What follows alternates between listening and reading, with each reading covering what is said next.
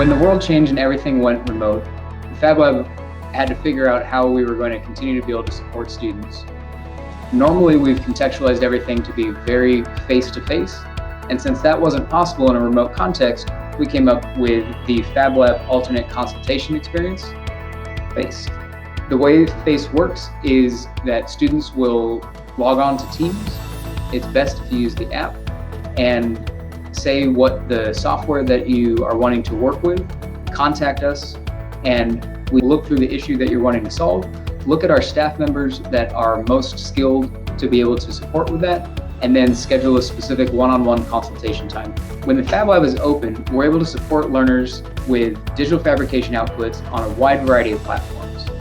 Regardless of whether that is in the pre-COVID or the post-COVID era, the majority of the labor of learning how to work with digital fabrication tools is about learning how to ask the tool to do whatever it is that you want to do. And so that comes through design in a computer. So those computer-assisted design, or CAD skills, are foundational to being able to use the computer-assisted manufacturing skills, CAM skills, of digital fabrication. So in that CAD to CAM process, that's where the FabLab has traditionally provided a lot of help.